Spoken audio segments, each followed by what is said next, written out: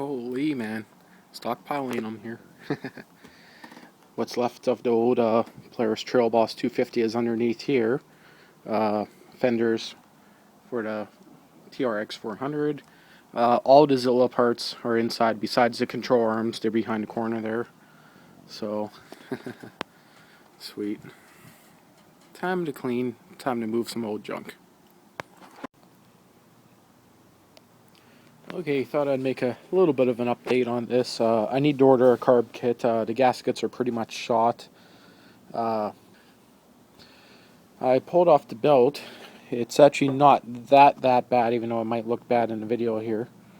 There's not much horsepower being made here, so it, could use that belt, but I'm going to try to find a replacement. Clutch cover's all fiberglass, which is kind of cool. Weighs a lot. Get a little bit of a shot here of the clutch system here. So jack shaft bushings here. You can hear it. So it needs bushings in there. I'll probably actually end up cutting off these plates here, welding entire new jack shaft assembly. So I don't know if it just needs to be tightened up. And, actually that bolt does feel loose from here to here. So I'll have to look into that. So of course there's no carb on it yet, so I haven't tried starting it. I haven't even checked and seen if there's any spark yet. As for this old paint, it's kind of hard to show here. You can see it scratches off super easy.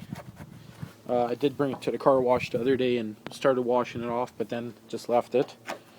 So the fact that it scratches off easy, that's a good thing. Now I'm not sure how hard it's going to scratch off here. I actually haven't tried this yet. Yep, that's what I thought. That's going to take a little bit more, so it adhered a little bit better to the fiberglass than just a tank. It's actually starting to rain on me, so I'm just in my junk pile here. The TRX 400, Polaris Explorer 400, Polaris Sportsman 500, snowblower, and in the corner there, which is kind of out of sight, is the old IT 175. So I just sold a bunch of parts on Kijiji, so with IT there, I'm going to be pulling that out soon. So I just sold a bunch of old wheels I had, so old YZ400 there. I sold a CB550 front and rear wheel.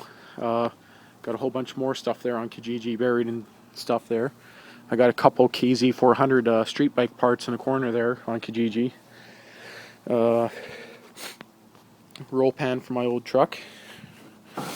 Going to put that on for sale tonight. Hidden hitch, so a big heavy duty hitch. Going to be selling that. And this is just pretty much where I'm at for this. So far the tires are holding air perfectly, so those tires seem to be great. That's a huge bonus. I'm going to be tarping this right now. I'm got to go find a tarp because I don't want any water getting inside that carburetor, even though the intake is actually facing down on it. You can hear. Seat's pretty much airtight. So the gas tank had lots of water in it mixed with the gas, so you can see it just funnels straight down into there, which I noticed when I went to the car wash. I opened it up and you can actually see the water in there, so it was funneling down his crappy cap, but this is just a standard cap. You see it's all cracked in that corner there, so actually it takes the same cap that that thing took. So I got a spare aluminum one somewhere. No.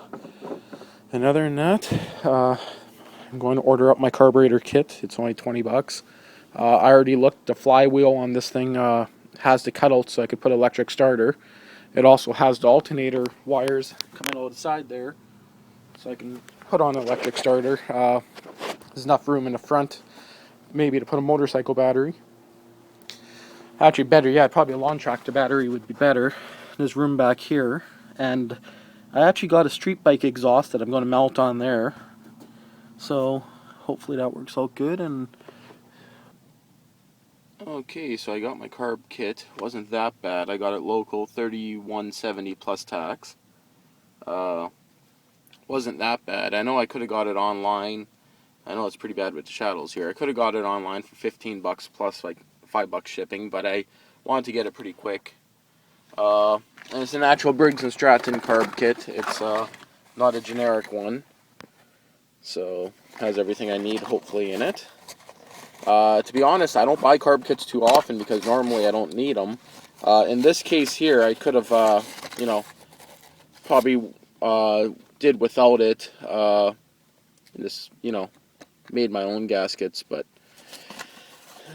this one here would have been a little bit of a bitch to cut out. So it's not that bad. So, of course, got a bunch of other junk in there I got to go through. But anyway, tonight I'll be sandblasting up the carburetor. Yes, I'm going to sandblast it. I like sandblasting stuff, as you can tell. And then I'll put in the kit. And the next day I'll probably be installing it and giving it a try. Okay, that's all I want to say for now. And I picked up a guard for my chainsaw. Sweet. Okay, so now I have to clean all that shit to get to the sandblaster that's behind there, because I'm going to be a bit redneck and I'm going to sandblast the carburetor. It is painted. It's painted black, but I'm going to sandblast it, repaint it. Okay, so this is the carburetor, which he took apart himself. Lots and lots of crap in there. Hard to say how long it was sitting for. Yeah. So now the float is virtually seized. Very little movement in there. I can force it up, but it's pretty much stuck. You can see there the needle, how bad that is. Ugh. So you can see it's rusted right in there. So I'm gonna, missing one screw there, you can see. Okay, so now you see what I mean about all the corrosion. That's pretty bad. And here's another idea. I don't know. Yeah, this pretty muffler off a GS 1100. No, not GS 1100. I can't remember. So some kind of big ass street bike. But what I'm thinking is, it actually looks like it'll bolt up excellent. Make sure I don't knee down on any dog crunch. Check this out. I got the muffler right up there. So if I put that right on there, can't really, I don't know if I can get a shot far back. I don't know if that showed up there, but I got the top bracket there. All I got to do is bend it up. It's a universal bracket that slides. And I can actually MIG weld myself, that looks like a 2.5 inch, so I'll MIG weld a 2.5 inch end onto that muffler, and then this will slide on and bolt right up. So it's just an idea that I'm thinking I might do. Seeing I got this exhaust, which was actually pretty loud before, so it's not going to muffle it too bad. So I'm going to be doing that. I'm going to get it running first, of course. I want to see how it's going to sound, see if it's worth my time trying to do that or not. So now I got to unbury the sandblaster. Holy shit, what am I getting myself into? And god damn it, someone buy my table. It even comes with 4 freaking chairs. Glass table, 4 chairs. Someone buy it. Come on, give me $50 for it even. I don't care. Okay, give me a few seconds to unbury. Well, that looks quite a bit better. So let's give it a quick blast with that. Now time to pull it apart. Because I think I might actually sandblast inside the bowl. So walnut shells, I'll have a lot of walnut shells to remove after, but that's not too big of a deal. I'm going to be dunking it for a while. You can actually see the choke writing. It actually cleaned up nice with that, eh? Sweet. Okay, so gave her a quick cleaning. You can see I never got everything, but that's because I did want to do it quick. I didn't want to chew up anything. Still got to shove it in the parts washer. Of course, I did not want to sandblast anything inside there. That's why it looks just like it does. A little bit of crud got in the mechanism here, so it's a little bit stiff. Stiffer than it felt like before, but I'm guessing it's just rubbing on here. Probably will disassemble, check it, because, you know, the whole shaft is turning in there, and if there's a crud in there, it could cause it to wear out quick and start sucking air. This butterfly, nice here, and looks like I did sandblast that corner a little tiny bit there. so that doesn't really matter.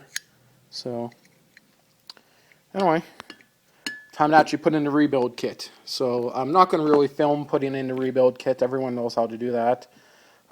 You can see that I got a lot of crud in there still, so I'm going to be blasting that with carb cleaner in a few minutes. So I already took the air compressor and blew out everything. I am completely disassembling the entire thing. Then it's going to be in the parts washer. Then I'll reassemble. So I was just kind of interested to know if, you know, sandblasting a carb would be worth it or not. But so far it makes it look pretty nice. So a few spots there that well, maybe that's just a dirty fingerprint. So a few spots that doesn't look the best. But and this ugly mess is just for that rod at the end of this, right there, that holds it all in place. So I'm not sandblasting the air box or air cleaner. That's all just going to be washed. Come on, it's chrome, man. I can't get rid of chrome. So anyway, man, there's nothing shaky. It's not filled with anything, but this carburetor was just filled with water from way too, like, so long. Like, the fact that gas cap was working as a funnel to, you know, drain water into it was never a good thing. So okay, so I'll start the video again once I got it assembled, show that. Then I'll probably be installing it tonight. I'm not going to, it's already getting too late, so I probably won't start it tonight. So I'll make that a separate video maybe, see how it goes. Okay, she is completely disassembled, every little part taken off it. Everything is disassembled. It only took, I don't know, maybe 10-15 minutes. So, unless there was a little bit of a burr happening inside there. I'm not sure if that's going to show up. Just from where this goes in from the bottom.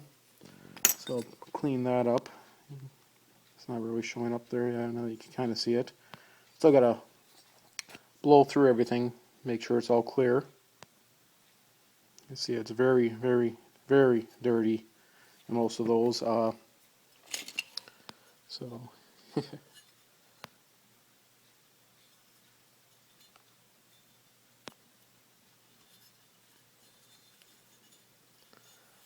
sure, I probably could have pulled that out if I really wanted to, but why bother? It's not plugged. So everything seems to be in great shape. So really, legitly, I didn't need to buy the kit technically, but I bought the kit because this gasket here, which wasn't even ripped, you could just see it's, you know, pretty much toast. Well, I guess it is kind of ripped up top there, but whatever. Right there. I know everyone that's watching this right now is probably pissed off that I never showed how I took it apart, or how I'm not going to show how I'm reassembling it. But I do plan on buying a decent camera within the next month or two. I know I've been saying that on my videos for quite a while. But I actually do plan on buying a better camera, so then I can actually videotape this. Sure, I could have probably propped this one up on an angle like this, but it's just, the picture quality, in my opinion, I'm just not very happy with it. So yeah, everything's pulled apart. I know a lot of people would have liked to know how to take all this apart, but I'll make more videos, don't worry. So this is a very easy to carburetor to pull apart.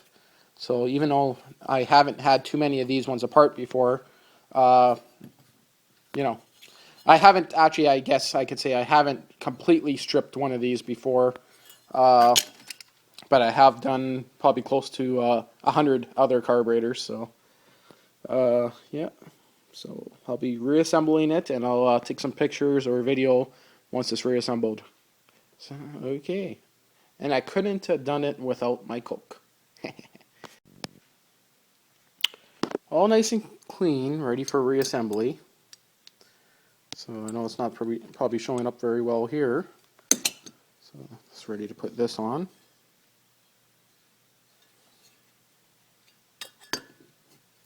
It helps if I put it on the right way, wouldn't it?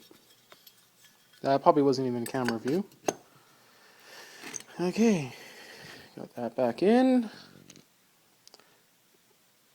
Shove this in. And yes, I always put that in after so you don't have any binding, because that burr that was on there from the last owner. I'm not sure if you can see it where that pipe goes in. It's probably from someone trying to assemble it without removing your jet first. So, okay. Just thought I'd show a quick update of what it looked like on the inside before I reassemble. So, okay. Okay, so she is all together. Besides the 90 for the fuel input. I'm going to be putting that on after. So she is ready. She is ready to go on. And yeah, there's a little bit of dirt stuck in that corner that I could have peeled off if I really cared. Be, you know, different if it was going on an antique engine or something. So, like on an engine like that one there, the crazy ass carburetor like on this old Iron Horse. Yeah, then in that case, that'd probably make it look minty. So if anyone cares about the Iron Horse, I got about 10 videos on that. So found it in a junkyard, got it going. New head gasket, base gasket, a few other things we did to it. Points. Check out the other videos if you care. It's not too big of a deal.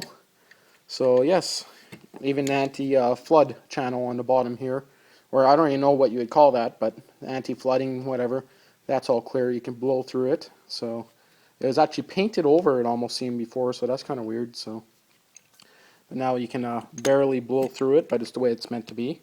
So, okay, now I got to go dig up another bolt to hold it on. I'll just change both of these bolts to stainless steel ones or something different. So, okay, time for the fun part, installing it.